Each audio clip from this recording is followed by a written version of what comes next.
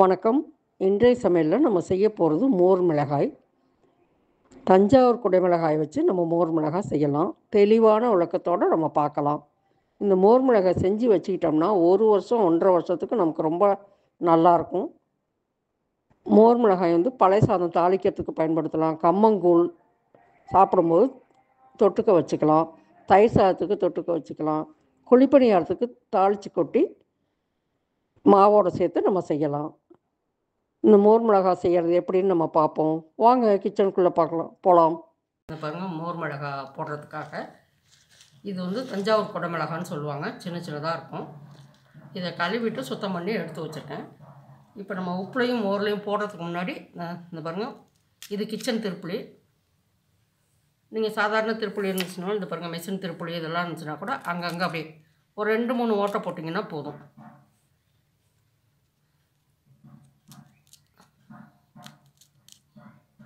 இந்த மாதிரி ஓட்டை போட்டுக்கோங்க. அப்படியே உங்கள்கிட்ட திருப்புளி இல்லைன்னாலும் அது பாருங்கள், கத்தியில் இந்த மாதிரி ஓட்டை போட்டுக்கலாம்.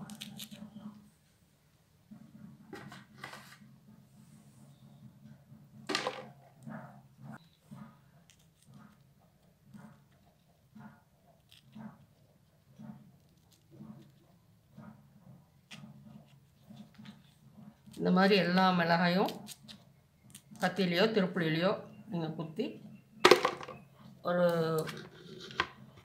முடிஞ்சவரெலாம் பீங்கான் ஜாடி இருந்துச்சுன்னா பீங்கான் ஜாடியில் போடுங்க, ரொம்ப நல்லது. இப்போ பீங்கான் ஜாடியில் மற்ற பொருள் இருக்கிறனால நான் இதில் போட்டுட்ருக்கேன், பிளாஸ்டிக்கில் போட்டுட்டு எடுத்து காய வச்சுட்டு அதுக்கப்புறம் நம்ம கண்ணாடி பாட்டிலில் வச்சுக்கலாம்.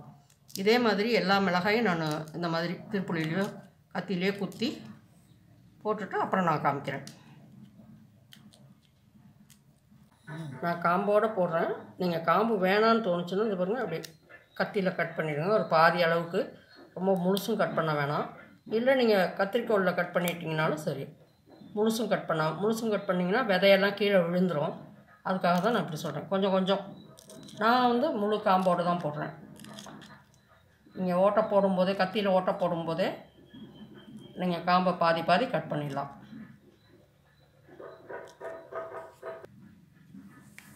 எல்லா மிளகாயும் ஓட்டை போட்டு எடுத்தாச்சு. இது மிளகாய் தஞ்சாவூர் குடை மிளகான்னு சொல்லுவாங்க. கொஞ்சம் அப்படி வெயிட் இல்லாமல் அப்படி பொட்டன்னு இருக்கும். கொஞ்சம் இது காரம் கம்மியாக இருக்கும், அதனால் டேஸ்ட் நல்லாயிருக்கும். காரம் விரும்பாதவங்களும் இந்த மிளகாய் போட்டு சாப்பிட்லாம். ஊர்லெலாம் வயலில் இந்த மாதிரி நீல மிளகாய் இல்லைன்னா கட்டையாக குண்டு மிளகாய் அந்த மாதிரி இருக்கும். அது இந்த சைஸுக்கு இருக்கும், பிஞ்சு. கடைசியில் மிளகாய் செடி பிடுங்கும்போது சின்ன சின்ன சைஸ் இருக்கும். அதே மாதிரி சின்ன சைஸாக பார்த்து பொறுக்கி போடுவாங்க. இப்போ அந்த மிளகாய் அந்தளவுக்கு நமக்கு கிடைக்க மாட்டேங்குது. அதனால் இந்த மிளகாய் கடையில் கிடைச்சது, இதை வாங்கியாச்சு. இதுக்கு தேவையான அளவுக்கு உப்பு, 1 கிலோ மிளகாய் போட்டிருக்கேன். அதுக்கு இந்த குழம்பு கரண்டியில் 1 கரண்டி உப்பு. நம்ம குழம்புலாம் மொண்டு ஊற்றோம் இல்லையா, 1 கரண்டி உப்பு நம்ம போட்டிருக்கோம். 1 கிலோ மிளகாய்க்கு 1 கரண்டி உப்பு. இதுக்கு தேவையான தயிர் ஒரு 350-400 ml அளவுக்கு தயிர் போதும். இதில் ஒரு 100 ml அளவுக்கு தண்ணி ஊற்றி நம்ம கடைஞ்சி தரோம். ஓரளவு இது கொஞ்சம் புளிப்பான தயிராக இருந்தால் நல்லாயிருக்கும். இது அப்படியே நம்ம தயிராக ஊற்றணும்னா தயிர் அதோடு ஒட்டாது, உள்ளே இழுக்காது. அதனால தான் கொஞ்சம் தண்ணி ஊற்றி கடைஞ்சி மோராக்கி நம்ம ஊற்றிடலாம்.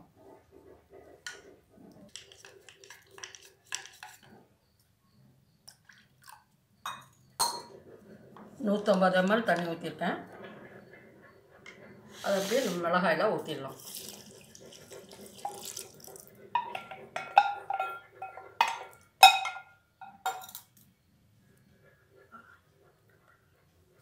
உப்பு மோரும் ஊற்றிட்டேன். நல்லா ஒரு குலுக்கி வச்சிடலாம். குலுக்கி இந்த பச்சையாக இருக்கு இல்லையா மிளகாய், இது அப்படியே கலர் பழுப்பு கலரில் போயிடணும். அதுக்கப்புறம் நம்ம வெயிலில் காய வச்சுக்கலாம். அது வரலும் ஒரு நாளைக்கு 2 தடவை குலுக்கி விட்டுக்கலாம்.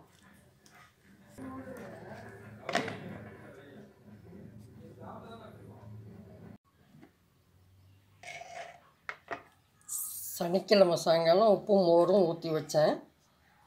ஞாயிறு திங்கள் 2 நாள் முடிஞ்சிடுச்சு. இன்றைக்கி செவ்வாய்க்கிழமை. பாருங்கள், நல்ல க்ரீன் கலரில் பச்சையாக இருந்த மிளகாய் இப்போ கொஞ்சம் நல்லா மாறி பழுப்பு கலருக்கு வந்திருக்கு. இப்போ நம்ம எடுத்து நம்ம காய வச்சிடலாம். இது ஒரு நாளைக்கு 2-3 தடவை அப்பப்போ குலுக்கி விட்டுக்கிட்டே இருந்தேன் நல்லா. இப்போ எடுத்து வைக்கும்போதும் ஒரு குலுக்கி தான் வச்சேன். காலையில் ஒரு தடவை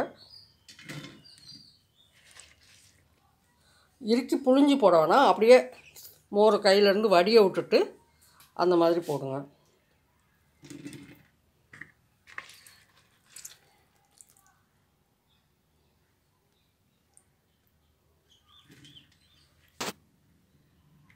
மூணு தட்டில் எடுத்து வச்சுருக்கேன் பாருங்கள் மிளகாய்.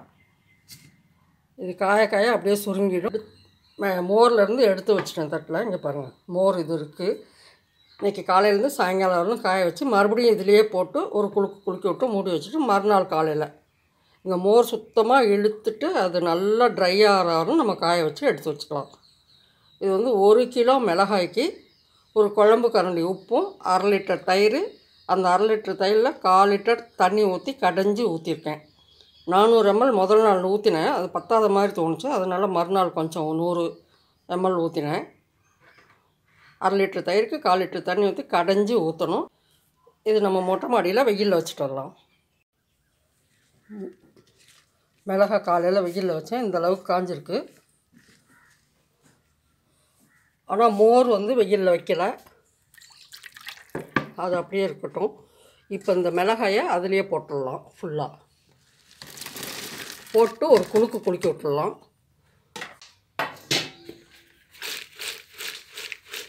மோர் எல்லா மிளகாயிலையும் மோர் படுற மாதிரி நல்லா குலுக்கி விட்டுடலாம்.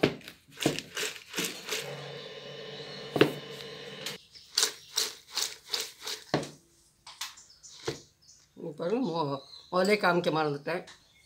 பச்சையாக இருக்கும்போது ஓட்டை போட்டோம் இல்லையா கத்தியில், அதெல்லாம் பாருங்கள் எல்லா மிளகாயிலையும் ஓட்டை நல்லா தெரியும். கொஞ்சம் காஞ்சி சுருங்கிட்டதுனால உள்ளே இழுத்துருக்கு பாருங்கள் மோர்.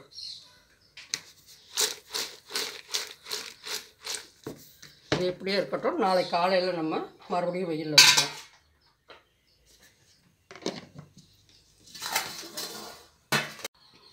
இன்றைக்கி நம்ம 2வது நாள் காய வைக்கலாம்.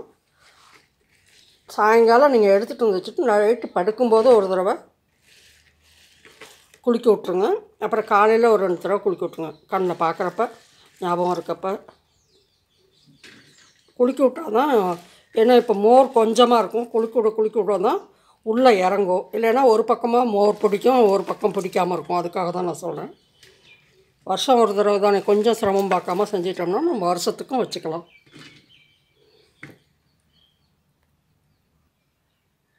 நேற்றுக்கு சாயங்காலம் மோர் அதிகமாக இருந்தது. இப்போ பாருங்கள் மோர் எல்லாம் அந்த மிளகாய் இழுத்துருக்கு.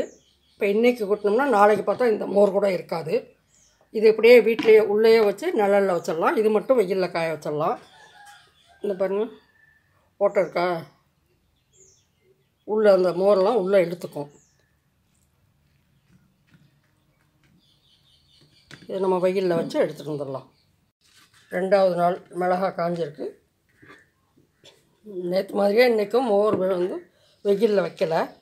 இப்போ எல்லா மிளகாயும் இதில் போட்டுருவேன்.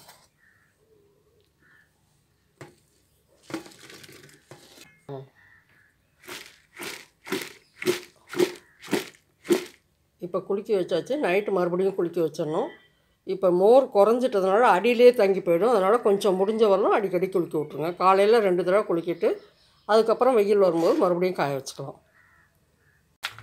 மோர் மிளகாய் நல்லா காஞ்சிச்சு. அது எவர்சில்வர் தட்டில், சின்ன தட்டில் எவர்சில்வர் தட்டில் வச்சுருந்தேன். இந்த மாதிரி நீங்கள் முதல் நாளே நீங்கள் அலுமினிய தட்டில் வச்சிங்கன்னா அந்த உப்பு வந்து அலுமினியத்தை அரிச்சிடும். தாம்பாளமும் வீணாக போயிடும், உடம்புக்கும் நமக்கு கெடுதல், அரிச்சு நமக்கு உள்ளே வரும்போது. அதனால் எவர்சில்வர் தட்டில் போட்டுட்டு கடைசி நாள் மட்டும் நல்லா அகலமான தட்டில் போடணுங்கிறதுக்காக அலுமினிய தாம்பாளத்தில் போட்டேன். பார்த்திங்களா நல்லா காஞ்சிடுச்சு. இது நம்ம இப்போ எண்ணெய் ஊற்றி வறுத்து காமிக்கிறேன். எண்ணெய் ஊற்றி வச்சுருக்கேன், எண்ணெய் காஞ்சிடுச்சு. இது பாருங்க,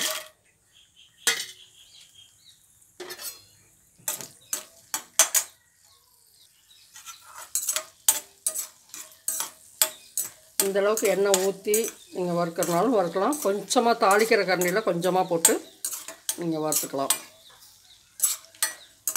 கலர் மாறிடுச்சு, நம்ம இப்போ எடுத்துடலாம்.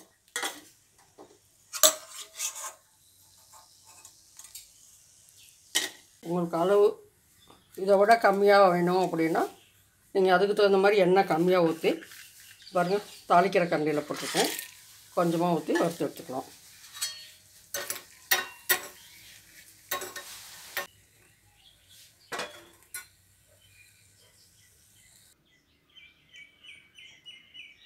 நம்ம வீட்டிலையே செஞ்சு முடிச்சிட்டோம் மோர் மிளகா. நீங்கள் வாங்கும்போது சின்ன சின்னதாக இருந்ததுன்னா உங்களுக்கு காரம் ரொம்ப இல்லாமல் இருக்கும். அந்த மாதிரி பார்த்துக்குங்க. பெரிய மிளகாய் போட்டால் கொஞ்சம் காரம் வரைக்கும் சாப்பிட முடியாது. பாருங்கள், வறுத்த மிளகாய் அப்படியே கொஞ்சம் நிறைய எண்ணெயில் வறுத்த மிளகாய், இது கொஞ்சமாக எண்ணெயில் வறுத்த மிளகாய். இதே மாதிரி நீங்கள் மோர் மிளகாய் செஞ்சு சாப்பிட்டு பார்த்துட்டு எப்படி இருக்குன்னு சொல்லுங்கள். நன்றி. நம்ம அடுத்த வீடியோவில் சந்திப்போம்.